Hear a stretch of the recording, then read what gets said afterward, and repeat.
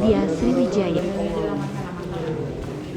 Subdit 4 Tipiter Direktorat Reserse Kriminal Khusus Ditreskrimsus Polda Sumsel kembali mengungkap pergudangan penyulingan angkot dan sumur tradisional di dua tempat berbeda dalam lokasi yang sama di Kelurahan Indralaya Utara, Kabupaten Ogan Ilir, Sumatera Selatan. 03 pukul 22 WIB.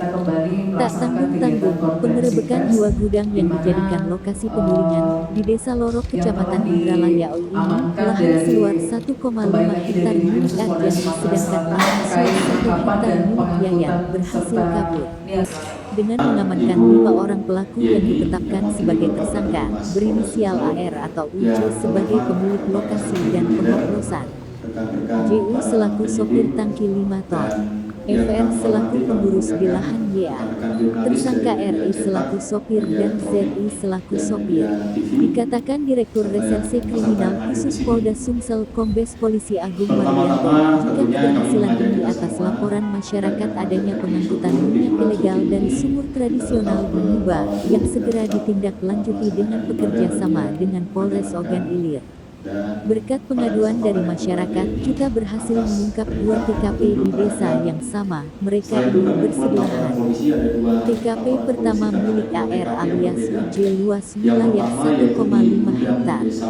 TKP kedua gudang milik YA seluas 1 ha. Kami mengamankan 9 orang dari hasil penyelidikan akhirnya menetapkan 5 orang sebagai tersangka, ungkapnya. Sedangkan minyak yang berhasil diamankan dari 2 lokasi pergudangan mencapai 291,7 ton terdiri dari minyak solar suringan dan oplosan. Dengan perincian di TKP pertama sebanyak 240,7 ton dan di TKP kedua sebanyak 51 ton. Dengan total 291,7 ton ini merupakan tangkapan kami yang terbesar selama mengungkapkan, ujarnya. Dari 9 orang ini kami juga melakukan atau mengamankan barang bukti, yaitu BBM hasil olahan jenis solar sulingan tanpa izin. Jadi tanpa izin mereka melakukan kegiatan meniru atau memasukkan BBM hasil olahan jenis solar. Dari 9 tersebut, di TKP pertama 207 ton dan di TKP kedua 51 ton. Di tempat yang pertama ini selain barang bukti tersebut minyak, yaitu kita juga temukan kendaraan sejumlah 15 unit dengan rincian truk tangki modifikasi. Jadi truk tangki biasa Hino atau Fuso itu dimodifikasi untuk menampung minyak yang beratnya 8 ton sebanyak 12 unit truk tangki tersebut. Kemudian ada mobil tangki juga yang 5 ton, kapasitas 5 ton sebanyak 2 unit. Ada mobil tronton 16 dengan kapasitas 16 ton bertuliskan PT MPTM, ini sebanyak 1 unit, dan mobil pickup Suzuki Terry sebanyak 1 unit. Juga kami amankan mesin pompa sebanyak 7 unit, ada tetmon atau kontainer yang berisi minyak maupun yang kosong, itu kapasitas masing-masing tetmon itu 3 ton, totalnya 38 tetmon, 38 buah dengan rincian. Tetmon yang berisi minyak sulingan ada 16 buah berisi penuh, dan tetmon kosong sebanyak 22 buah. Dilihat dari kapasitas jumlah yang 38 ini termasuk kategori besar pastinya. Kemudian baby tank kapasitas 1 ton itu berisi minyak sulingan sebanyak 53 buah. Jadi 53 baby tank, 1 baby tanknya 1 ton. Kemudian jerigen kapasitas 20 liter sebanyak 90 buah berisi cuka parah. Ya, kalian perlu diketahui dan kita sudah diketahui bersama bahwa untuk melakukan bleaching atau pemurnian atau penyulingan minyak masak tersebut itu membutuhkan cuka parah. Dan tepung bleaching sebanyak 47 karung, setiap karung 25 kg, totalnya 1.105 kg. Mesin tera atau mesin timbangan 1 unit, selang sepanjang 10 meter, ini ukurannya 4 inci, dan 7 buah STNK 6 unit kendaraan. Ulangi, 7 buah STNK 7 unit kendaraan atas nama AR dan CU.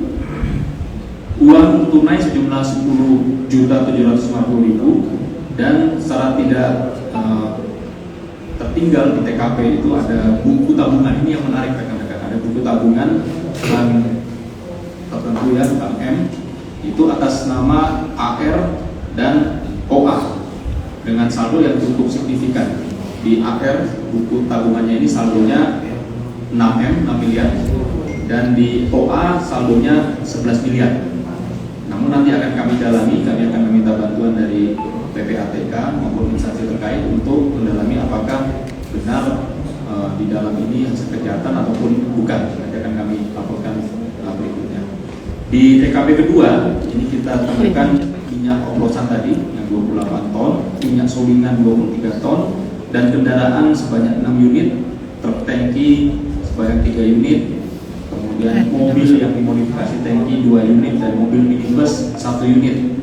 Selain itu ada mesin pompa 4 unit, 2 buah selang ukuran 4 inci, panjangnya kurang lebih 6 dan 7 meter.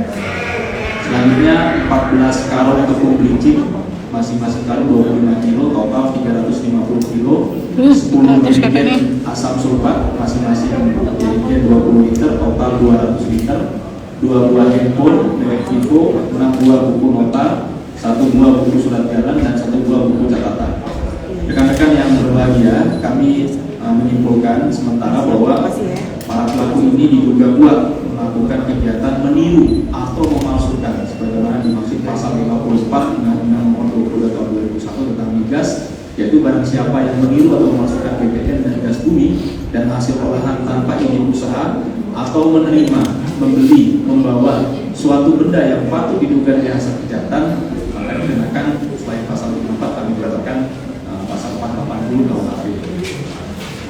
Demikian yang dapat kami lakukan. Selanjutnya kami akan berkoordinasi dengan instansi terkait untuk bisa melanjutkan penyidikan terhadap kasus ini. Terima kasih. Kami kembalikan kepada yang mewakili Bapak Kabit. Silakan.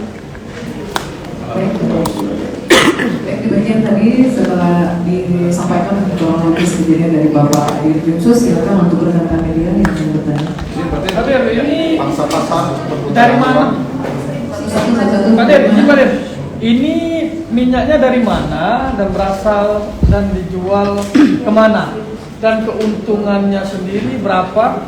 Dan apakah ada selama penangkapan kita minyak-minyak yang ilegal ini digunakan atau dijual juga ke SPBU sehingga dioplos juga di SPBU sehingga dijual lagi ke masyarakat? Itu Pak Der. Ini pertanyaan yang menarik ya, karena menyangkut masalah teknis. Silakan Pak Kasih dijelaskan. Jadi rata-rata untuk asal minyak itu berasal dari Sungai Angin, ya, Kabupaten Bogor. Itu dalam bentuk masakan, jadi sudah dalam bentuk masakan dalam bentuk minyak dibawa ke gudang itu di bleaching lagi supaya minyaknya lebih murni. Karena pada saat beli dari Sungai Angin itu masih dalam keadaan keruh. Nah setelah murni itu rencananya mau dioplos dengan mobil tangki industri. Nah, jadi ini kemungkinan akan dijual ke perusahaan-perusahaan. Jadi tidak ada arahnya ke SPBU, jadi arahnya ke perusahaan-perusahaan industri. Selanjutnya nanti kita dalami lagi dari perusahaan-perusahaan. namanya inisialnya inisial TM.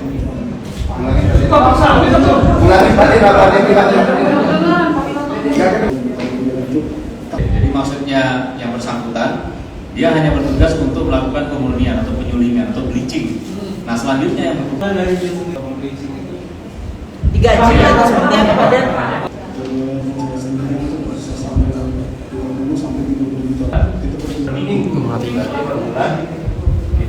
Oke, terima kasih rekan-rekan. Kerjaannya apa? Nanti kalau tanya sampai pagi di sini. Kerjaannya apa ya Pak?